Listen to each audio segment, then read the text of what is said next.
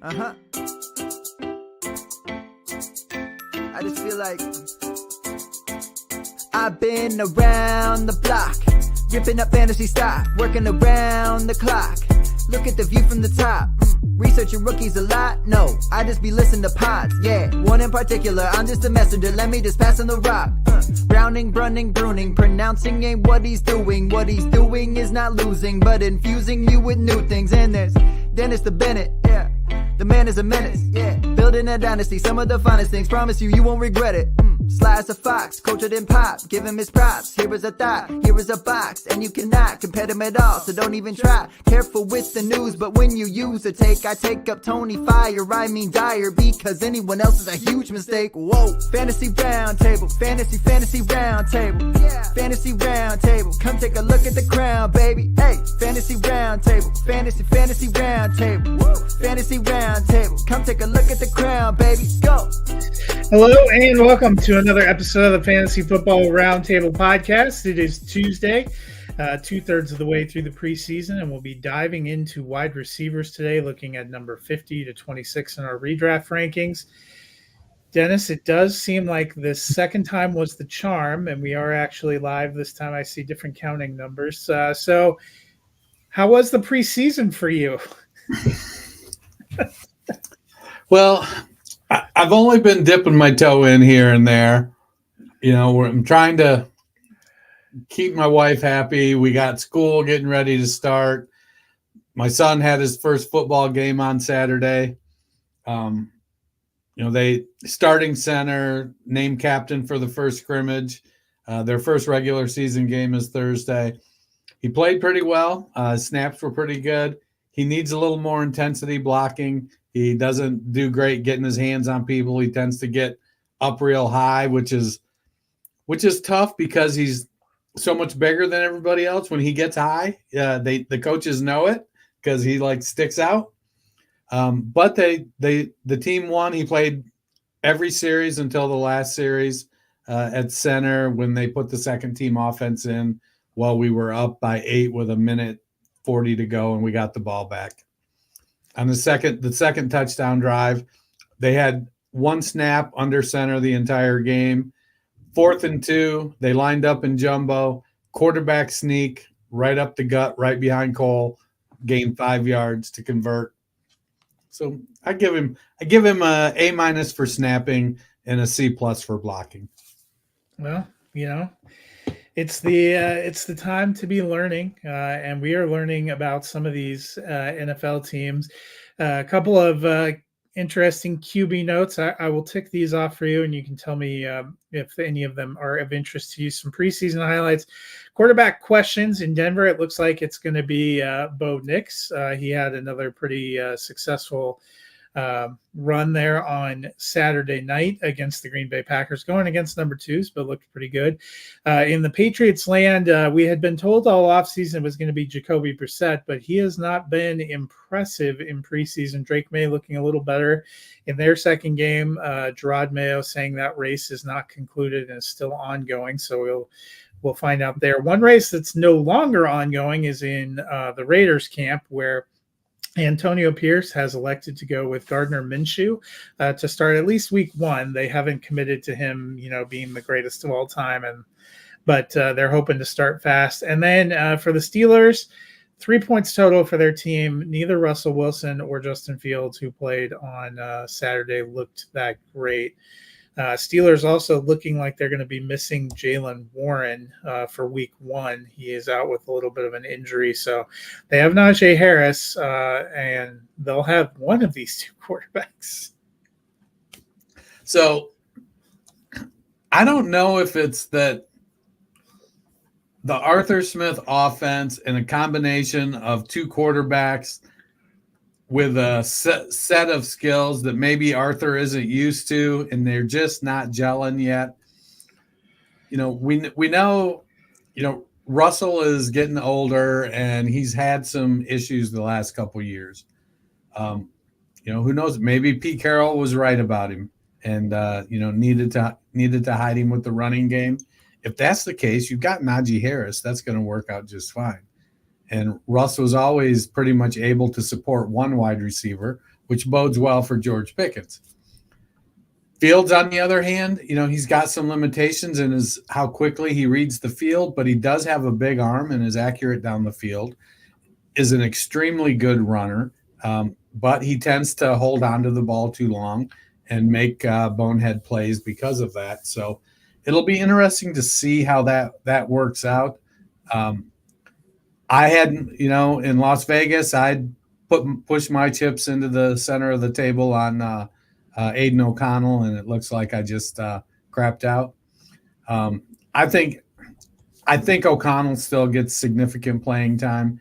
I think Gardner Minshew is a nice folk hero kind of story, but I don't expect the Raiders to be good.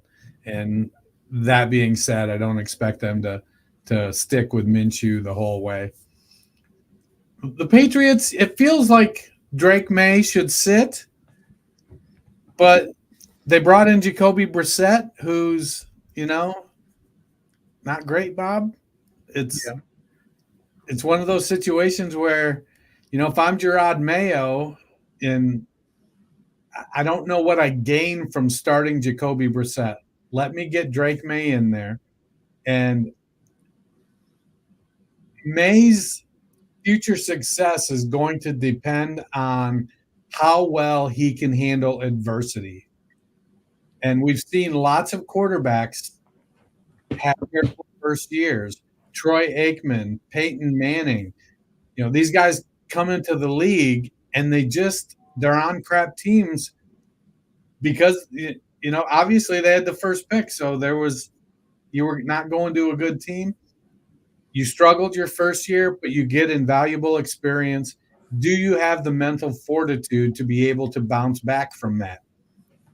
May has good size. He's got good mobility. So he may be able to avoid some damage and make some things happen, even though the Patriots are going to probably not be very good.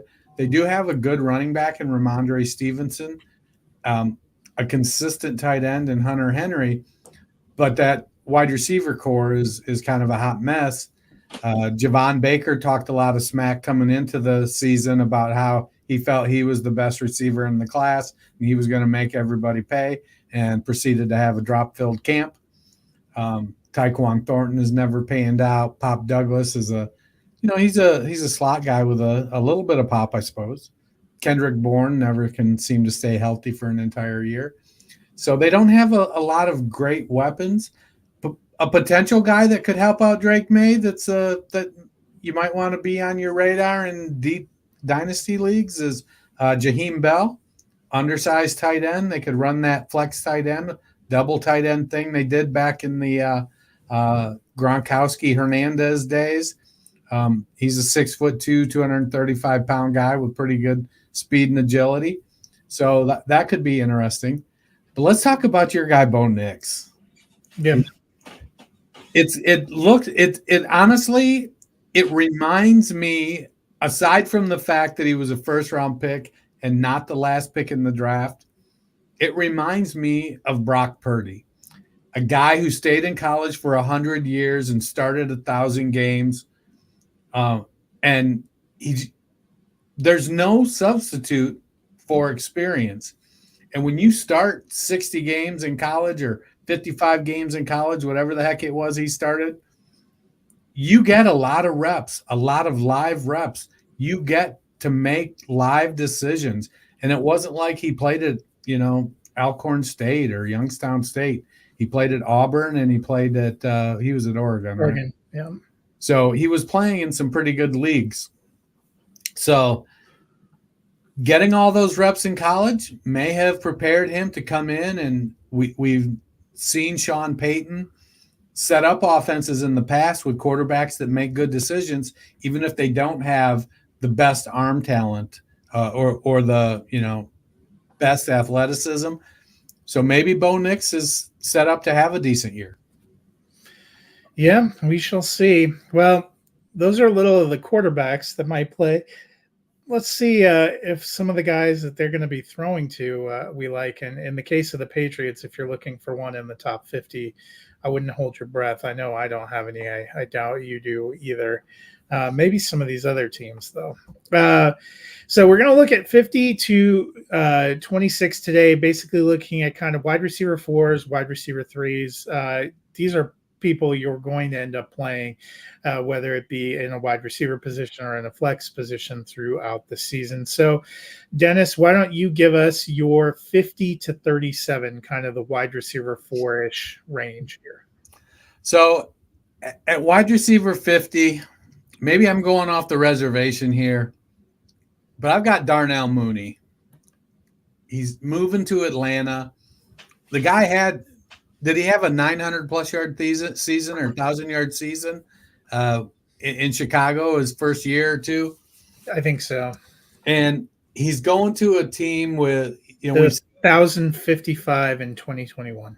So he's extremely fast. He's the perfect yin to Drake London Jiang. He's going to provide that deep speed, that over the top. We've seen him have a 1,000-yard season before. So it isn't like he has to catch 110 balls.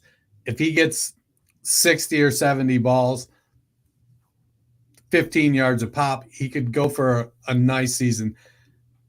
Cousins is a pretty good quarterback. They've got Pitts. They've got Robinson. A very balanced offense.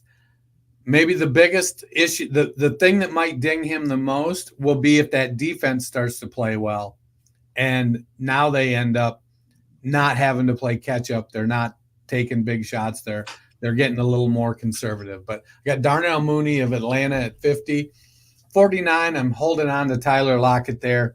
I think Lockett and JSN, a couple guys that should be fairly close together. I think DK Metcalf is the clear alpha there.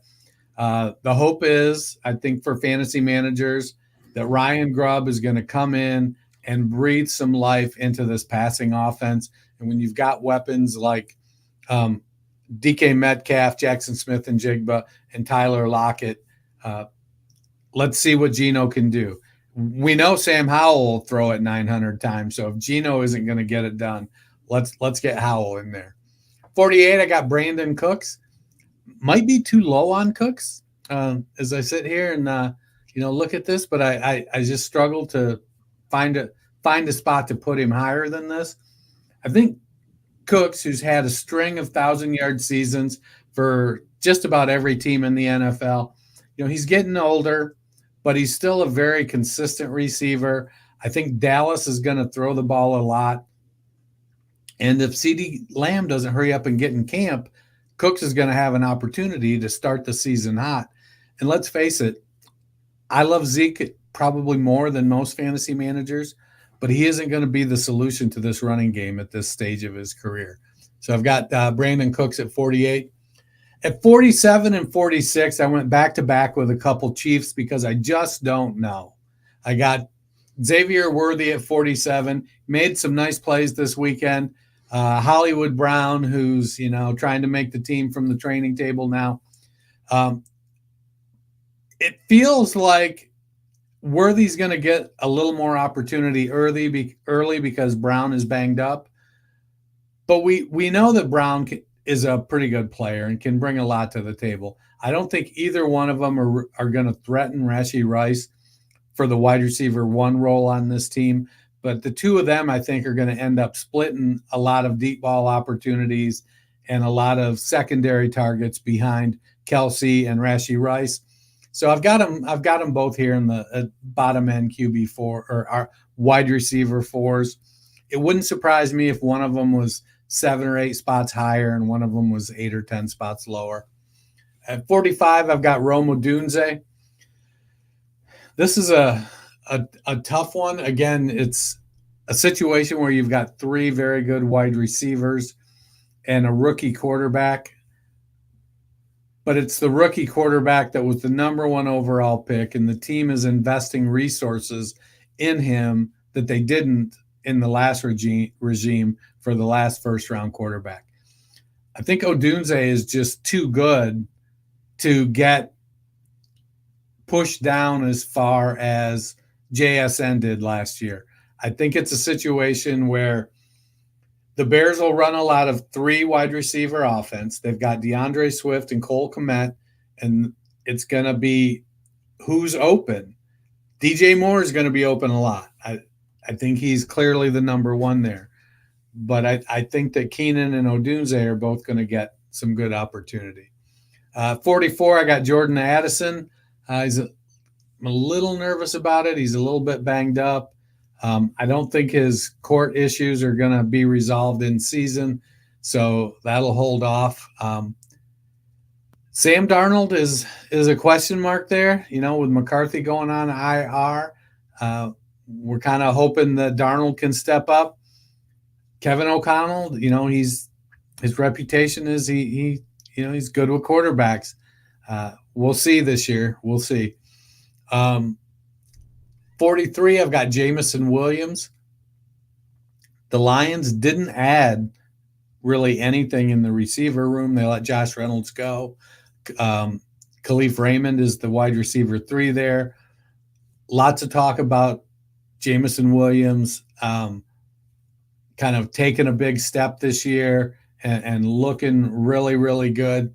I like Williams a lot. He's a big play threat. I think he complements what Amon-Ra St. Brown and Sam Laporta do very well.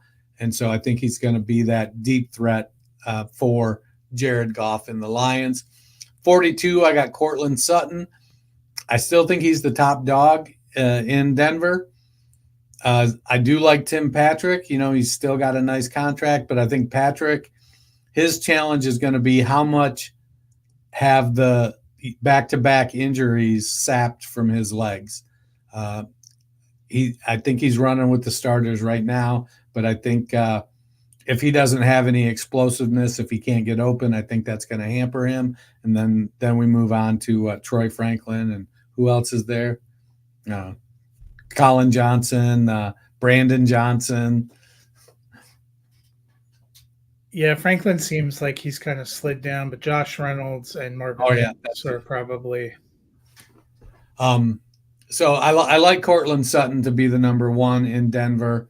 Question's going to be, will Bo Nix, is he going to get him there? And I could see Sutton finishing as a mid to high wide receiver 3 as opposed to a mid wide receiver 4. But the truth of the matter is, Sutton's had one 1,000-yard season in his career. So, that it seems to always be something with him holding him back, whether it's injuries or quarterback play or something. Yeah, I mean, he's been their leader the last few years, but their offense just hasn't been very good. Yep. So at 41, I got Ladd McConkey. I think he's one of the rookies that's landed in a spot where he can take on a prominent role early. There's a lot of consternation amongst fantasy managers that Jim Harbaugh is going to run the ball at such an ungodly rate that you don't want to roster Justin Herbert or any of the wide receivers. I don't know that that's going to be accurate. I think do they have a no-name wide receiver core? Yes, they do. But we've seen teams be able to win with that type of setup. Between McConkey and Palmer and DJ Chark, I like Chark. Chark is probably one of the sleepers for me. I've drafted him late a lot in my portfolio of underdog teams. He's somebody I don't have him in my top 50, but it wouldn't surprise me if Chark moved up there. But I like Ladd McConkey. He's an overall good athletic wide receiver with good speed, really good route runner, and I think he's going to pair well with Justin Herbert. 40, I got DeAndre Hopkins. It's kind of a case of I can't quit you, and he's still DeAndre Hopkins. Will Levis is making me nervous. I think that having two Tennessee wide receivers on the same fantasy team is probably not a recipe for success, but I do think they could potentially produce a couple wide receiver fours. But Levis is, we saw him come out of the gate hot and then fade fast. Will an off season of being the guy kind of help get him there? But to be fair, Mason Rudolph came in and kind of rattled his cage a little bit too. Sorry, my thing just refreshed on me. Where my wide receivers go. All right. So, all right. So 39. I got Jackson Smith and Jigba. Again, I think Seattle's going to pass the ball a little bit more. Having Smith and Jigba and Lockett, I think both could finish up in this territory. I could see one maybe a touch higher, one dropping a few spots. Again, DK Metcalf is the unquestioned wide receiver one on that team. 38, Jaden Reed. I think Reed is going to get a chance to be the guy. I just don't think he has the tools that Christian Watson has. And I feel Watson is one of my guys this year. But Jaden Reed, I think, he's the guy that is probably going to get more volume. I just feel like Watson's going to get more yards and more touchdowns. So I got Jaden Reed at 38. And at 37, I got Calvin Ridley. Like I said, a couple Tennessee wide receivers in the wide receiver 4 range, I think is doable. Ridley has the potential to be a better scorer than this. I just think that the quarterback situation is probably going to be what holds him back. Yeah, so for me, I have Tyler Lockett at 50, about the same range as you. I think this is going to be a year where he and JSN flip and even kind of, I'm excited to see JSN in year 2, so I have him a little bit higher. I think Lockett's still a good player. They're blessed with 3 receivers. I just have him down just on the edge here. At 49, I have Jameson Williams. I'm hopeful that we'll get to see him, A, be on the field for Detroit, and B, kind of make a step up a little bit, something closer to what they were hoping when they drafted him. I have DeAndre Hopkins at 48. I think I'm not as bullish on the Tennessee offense as some, and Hopkins has that knee injury. He's going to still be trying to work back from. Not clear if he'll be in there to start the season, be a little bit slower. So I just have him a little bit further down. I just don't think that pass offense is going to, they have a lot of receivers now, and I think they'll all be involved, but you won't have one dominant player. I have Rome Odunze at 47. I think kind of a little bit of a situation like what we saw with Seattle last year. You have Chicago that has 3 good players. I'm maybe more bullish on their number 1 receiver, and think their 2 and 3 will be a little closer together. And then I have Jordan Addison at 46. He makes me a little nervous. Has had some off-season issues, got banged up a little bit in camp, but he's their second best receiver. He was a good young prospect. Hopefully can kind of get involved. I have Brandon Cooks at 45. Maybe a little low on him, but we shall see. I think he's the only other receiver of note in Dallas, but that was probably the case last year, and he didn't have an incredible season. I have Curtis Samuel at 44. He's been a very steady performer for 2 years that he was with the Commanders, now moves over to a Buffalo team that kind of needs a steady veteran performer. I'm not as sold on Keon Coleman exploding. I think he'll be good. I like Khalil Shakir some too. But I actually think it's going to be Samuel that ends up being their leader. Rashid Shaheed at 43, right around where he was last year. I think he's a great complementary option there. 42, I have Christian Watson. Maybe I'm a little bit lower than some. I'm still dubious that he can stay on the field. He has really struggled with those hamstring injuries. And I think, a couple of the other receivers I just like a little better. I do think that's a group in Green Bay. They're going to use a lot of different guys as well. I have Xavier Worthy at 41. I like him as a rookie. I like his potential and seeing what he's going to do coming in that Chiefs offense. And then I have Keenan Allen at 40. I have him a little bit closer to Rome Odunze. Some unflattering reports about him in camp and his weight and his speed. I think he'll be involved. It is kind of a contract year for him, but he is getting a little older. I think DJ Moore is still there by far number one. I have Cortland Sutton at 39. I think he, like you said, is number one for Denver. Then I have Romeo Doubs at 38. I think he's going to be a good and steady performer. I like him. I don't think he has the flash of some of his teammates, but he has been kind of a target machine for them. And then at 37, I have Stephon Diggs. He is the lowest for me of the Texans receivers right now. And changing teams going in, I kind of went back and forth, and that's just where I ended up kind of dropping him. He has the potential, obviously, to finish higher, but, we'll see how it goes. So why don't you give us 36 to 26, which would be kind of your wide receiver 3 range? All right. At 36, I've got the recently traded Deontay Johnson. I think he's set up to be the guy.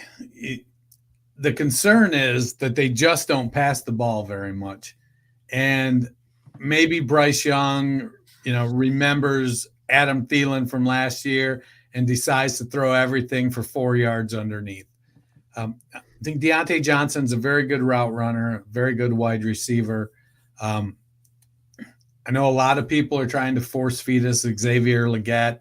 I think Legette is just a very, very raw. Jonathan Mingo, he's going into his – I got to be honest, I kind of expect Jonathan Mingo to outperform Xavier Legette this year. The only thing that I think Legette has going for him is that he was drafted by this coaching staff and Mingo was not. But I think they both were pretty raw coming into the NFL. And Mingo's got another year under his belt. So that leaves Deontay Johnson as the number one guy there.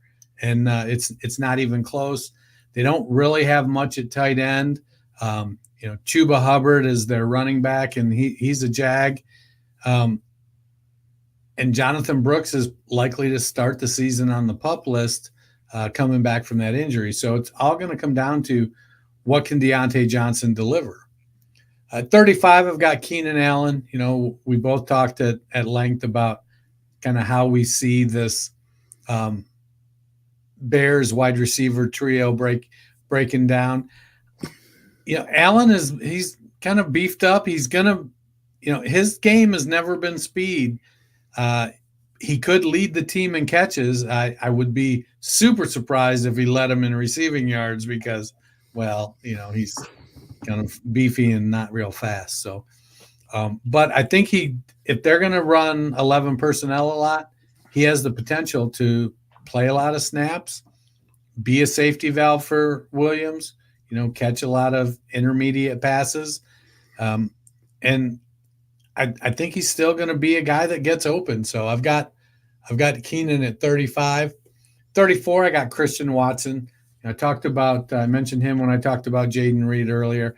I just feel like this is the year after a couple years of injuries. They're focusing on, hey, one of his hamstrings was 1.5 millimeters bigger than the other one, and that's what caused all the injuries, and we're going to get him balanced out. Yeah, whatever it is. They're focusing on something, And I feel like this feels like a year in Dynasty where you want to go all in on Christian Watson, and then as soon as the season's over, trade him because he's going to be injured for the next 2 years. So I got Watson at 34, Rashee Rice at 33. I think he's the unquestioned wide receiver 1 for the Kansas City Chiefs. He's catching the ball from Patrick Mahomes. Yes, they've got Travis Kelce as a target hog at tight end, but Rice is going to be the guy at wide receiver. 32, I got Tank Dell, and I've got Stephon Diggs at 31. Again, maybe I've copped out on some of these running back and some of these wide receiver situations that are a little cloudy by hedging my bets and putting the guys back to back. But it feels like Dell is an ascending talent and Diggs is a descending talent.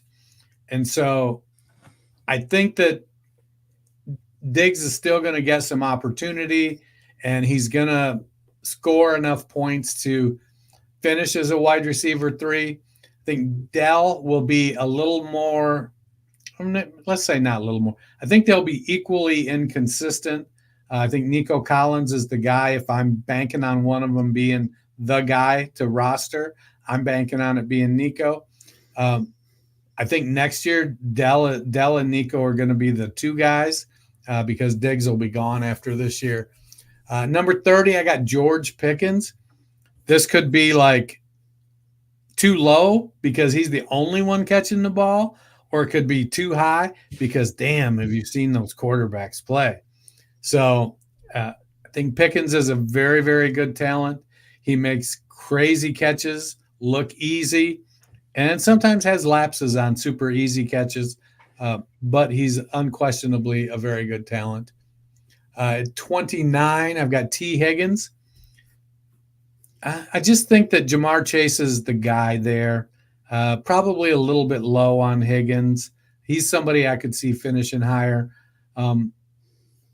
He's definitely going to want to finish higher, so there may be some fire there to get a new contract from another team. But I've got Higgins at 29. 28, I got Christian Kirk. I think he's the guy leading the way in Jacksonville. He definitely needs to have somebody on the outside. Brian Thomas and Gabe Davis are going to provide that. But if he's working out of the slot with the occasional outside route, we've seen Christian Kirk can be a very, very good weapon. 27, I got Zay Flowers. He's the top dog in the receiving wide receiver room in Baltimore. With Derrick Henry there, I think it could lead to the offense actually being a little bit more balanced. We've seen Flowers flash some big playability. They still have Mark Andrews. He's still going to be probably the number 1 receiving target, but Flowers is going to be by a wide margin, the number 1 wide receiver target. 26, I got Terry McLaurin. Again, another guy that's had some fairly consistent seasons with some fairly inconsistent quarterback play. Now he's got a rookie quarterback that's shown the ability to make plays and been named the starter. So I think there's going to be good stuff on the horizon for McLaurin. But right now I've got him at wide receiver 26. And then at wide receiver 25, I got the venerable Amari Cooper. The guy just produces year after year after year. You can get him very affordable and stick him in your lineup. He's almost a set it and forget it guy that's good for usually 1 to 2 blow up games a year. So for me, in the wide receiver 3 range at 36, I have Calvin Ridley. I think he'll end up being the best of the Tennessee receivers, but I'm not as bullish as I mentioned on Tennessee's offense, and I think they have a lot of options. I have Cooper Kupp at 35. I think he'll have a little bit of a bounce back season, but he's definitely getting a little bit older, and maybe that Rams offense not as efficient, so I'm down there. I have Deontay Johnson at 34. Probably be the number one there in Carolina, but that is an offense that's a little bit of a work in progress as well. I have Jaden Reed at 33. He's still the one that I like the best of the Packers receivers. He was their top scoring receiver last year too. I think he does some interesting things and is involved in more than just a pass catcher. I have Zay Flowers at 32. I agree with you. I think he'll be the tops for Baltimore. I just don't think Baltimore has that robust of a pass offense. I have Malik Neighbors at 31. Which is more a reflection of how I feel about Daniel Jones and the Giants than Neighbors. I like him as a talent. I just don't think he's in a very great offensive situation this year. Then I have Chris Godwin at 30. I like him. I think he's a good complement to Evans and a clear number 2 there. I think he'll be a solid wide receiver 3. I have Tank Dell at 29. He's working back from that injury. He had great chemistry, though, with Stroud. I go back and forth about whether I think it's him or Collins that's going to be number 1. I have Collins higher now, but we'll see how it plays out. I have JSN at 28. I'm looking forward to him taking a big step forward. I think he's going to be a lot closer to DK Metcalf this year as those guys kind of become the top options for the Seattle passing game. I have Jalen Waddle at 27. Narrow funnel in Miami. Waddle definitely a big part of what they're doing. Has missed a few games here and there the last few seasons. And I just ended up dropping him a little bit lower in the rankings. I wouldn't be shocked if he goes up into wide receiver 2 range, but I think high-end wide receiver 3 is just where it shook out with all the receivers and trying to put them in position. 26, I have George Pickens. I think he's going to be the best option for the Steelers. But the best option for Atlanta and Arthur Smith last year finished as wide receiver 37. I think Pickens is capable of some big performances. I'm not so sold about Arthur Smith or their quarterback situation. And then at 25 for me, I have Terry McLaurin. I think he'll be the leader in the group of Washington pass catchers. But, another offense that's a little bit in flux. And, this just feels right for him, right on the cusp of a wide receiver too. Before we get out of here, let me ask you a couple of questions. So who is a player not in the top 50 for you that you think could make the leap? I got a couple of guys. I'm low-key kind of starting to lean into DJ Chark as the wide receiver 1 for the Los Angeles Chargers. I know they drafted McConkey, and I've got McConkey up there at 41. But Chark is just, he had that one monster year, and then he's not been able to put it together since then.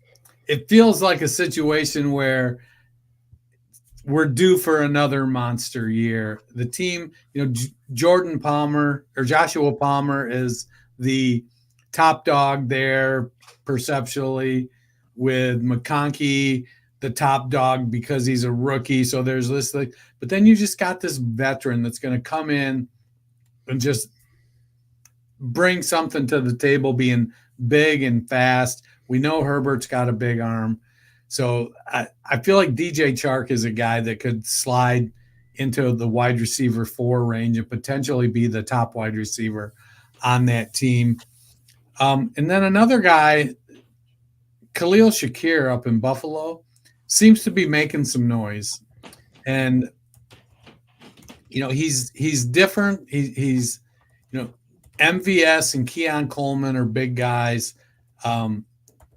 Dalton Kincaid, the tight end. Well, it seems like the Bills are kind of stealing a page out of the Kansas City book by bringing in a tight end that could be their top receiving threat. Khalil Shakir just looks like he's a guy been in the league a year, ready to take that next step. The team likes him. Let's see what Josh Allen can do. Allen throws the ball a ton. Shakir could low-key be a guy that, finishes as a wide receiver 3.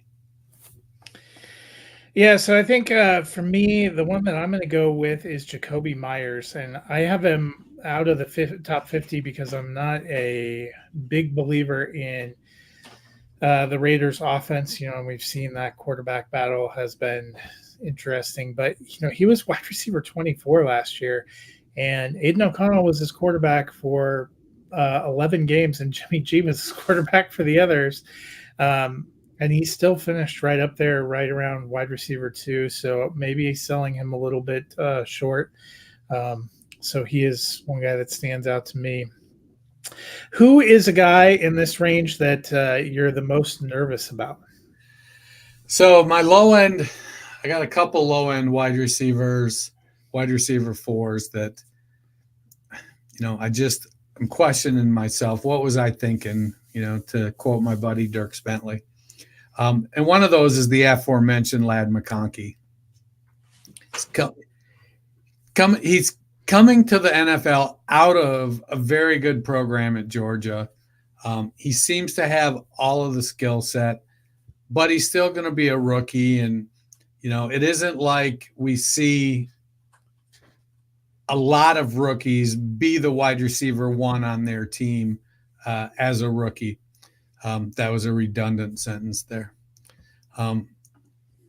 So McConkey is a guy with Palmer and Chark there. I could see him either not getting there because he doesn't take over till later in the season, or that those veterans just outplay him because he is a rookie. So he makes me a little bit nervous.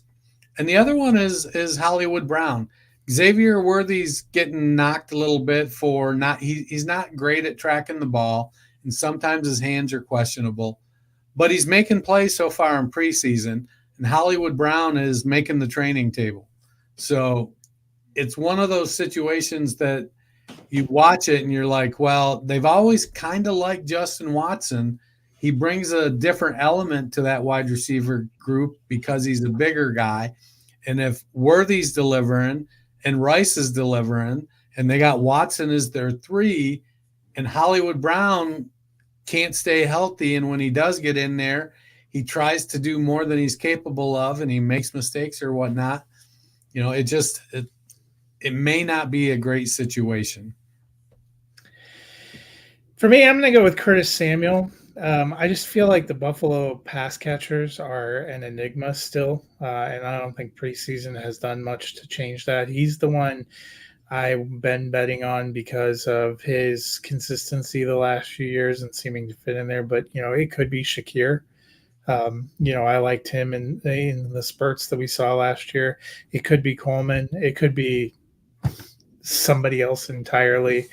It could be that the Bills are like the Patriots and they don't have anybody that's really in the top 60. So it feels like Buffalo, you know, for years it was easy to just say, oh, Diggs, he's going to be the one.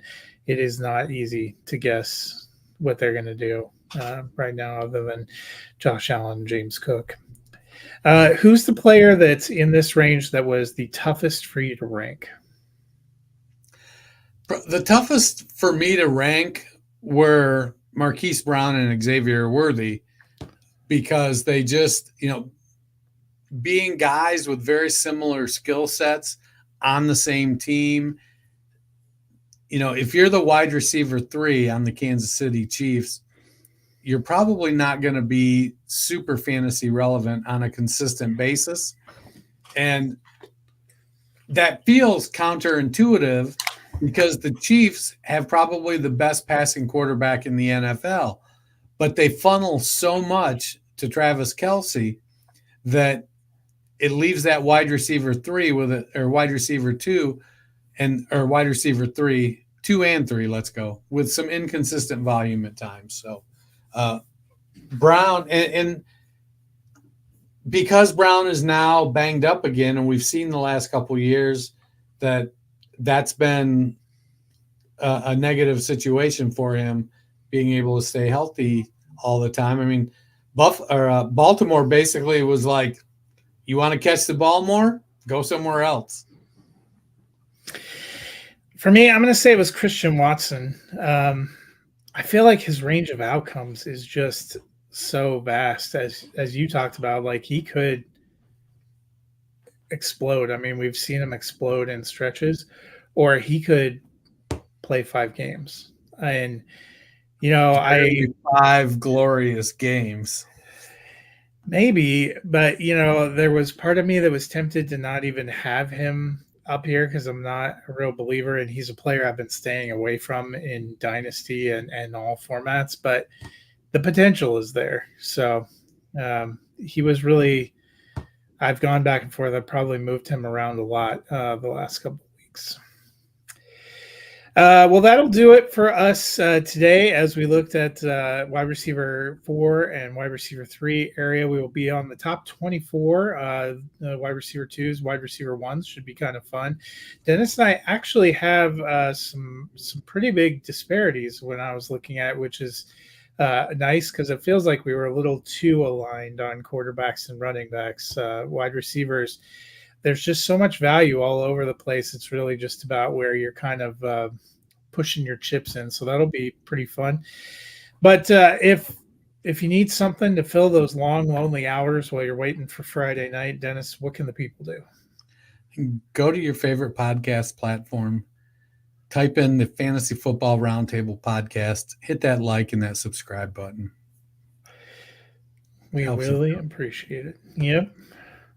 And we'll see. I think there are actually some preseason games on Thursday and Friday. So we'll see coming to the end of preseason, just a few days until cutdowns. Cutdown day will actually be a week from today. So doubtless Dennis and I will have some cutdown news to talk about before we roll into tight ends. But top 24 receivers on Friday. We'll look forward to seeing you then. Until then, have a wonderful week.